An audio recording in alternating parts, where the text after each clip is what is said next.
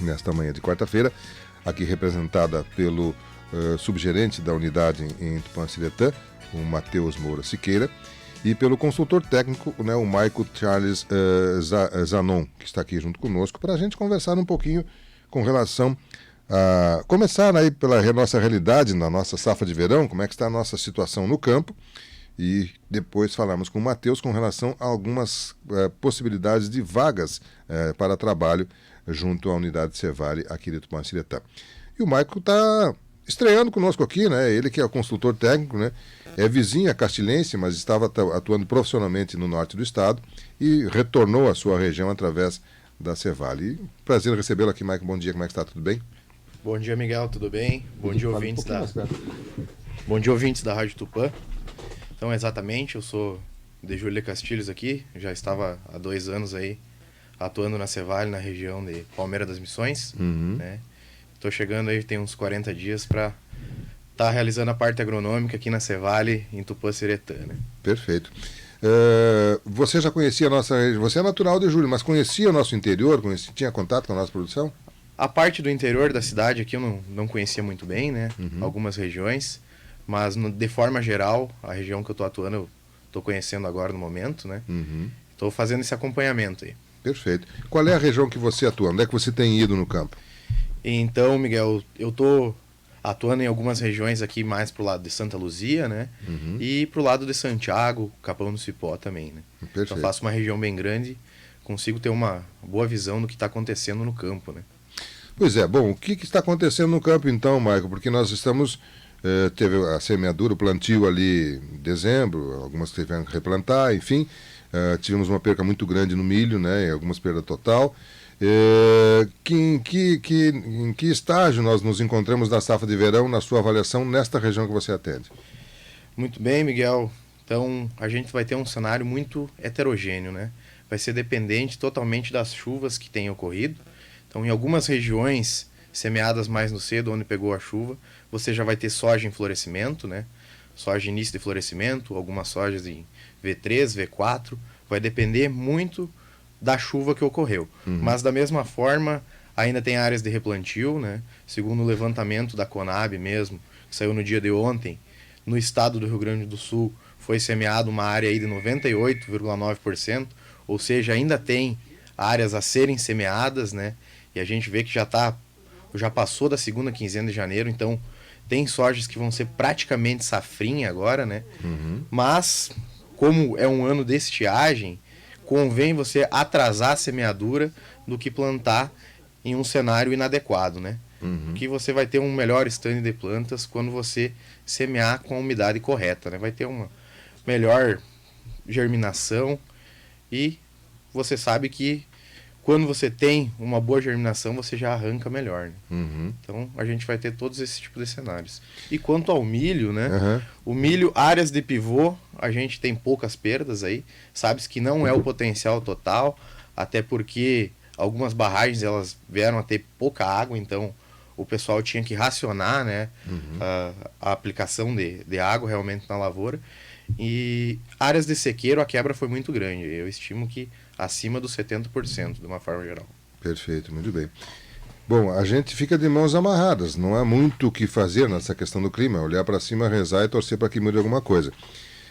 Mas é possível ainda o produtor ter alguma ação para minimizar o problema nesse momento ou para um futuro? Então, Miguel, de uma forma geral, né, o produtor ele não pode se assustar, né?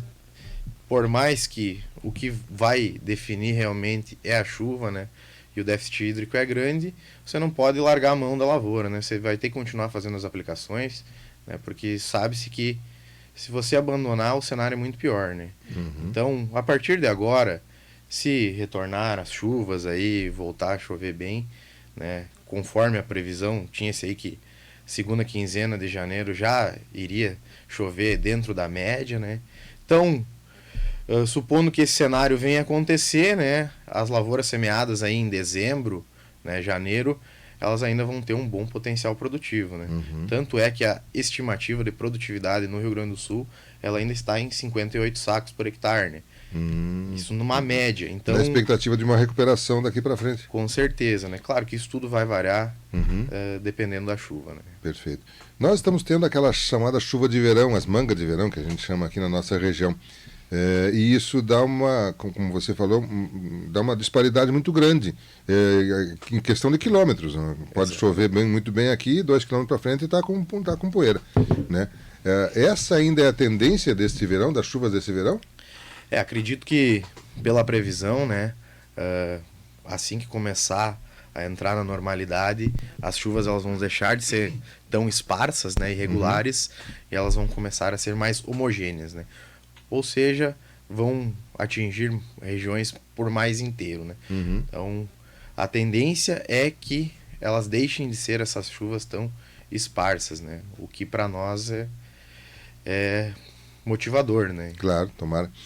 Você falou que se concretizar essa umidade aí, nós poderíamos ter uma produtividade melhorada.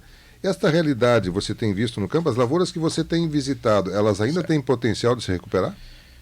Então, Miguel, conforme eu vinha te comentando aqui, soja semeado em outubro, por exemplo, outubro, novembro, a quebra já é muito grande, né? Então elas ainda são dependentes da chuva para um pegamento de vagem, para floração, né? Porque é um momento importante. Mas a gente já sabe que houve uma quebra maior, né? Nesse cenário. Né? As semeadas posteriormente, dezembro, né?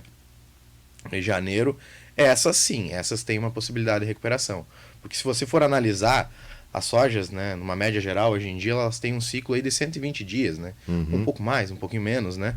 Então, se você pegar uma soja aí de outubro, né, ela já perdeu boa parte desses dias que ela teria de potencial. Né? Perfeito. Então, para ela ter uma recuperação expressiva, ela precisaria de muito mais ciclo, né, que a gente sabe que não teria, né?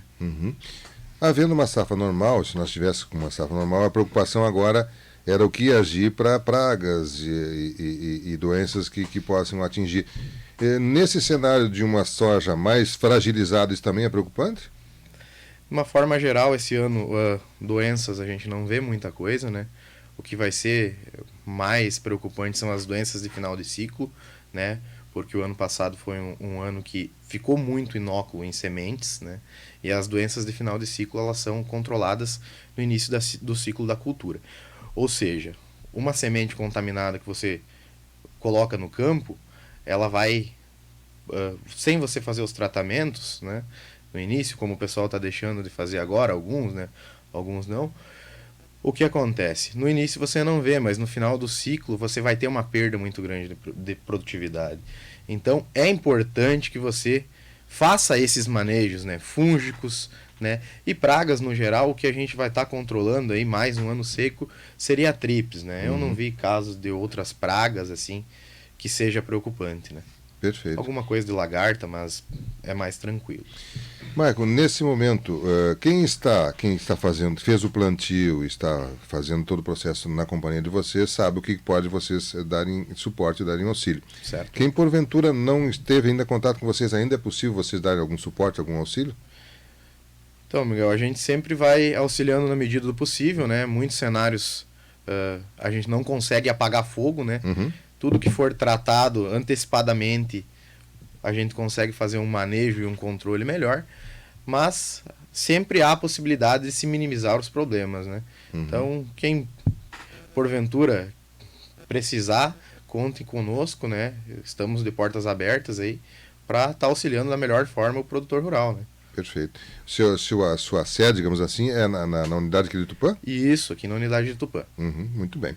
Forma de contato na unidade mesmo, procurar a unidade ali. Isso, forma de contato unidade, ou pelo celular mesmo, né?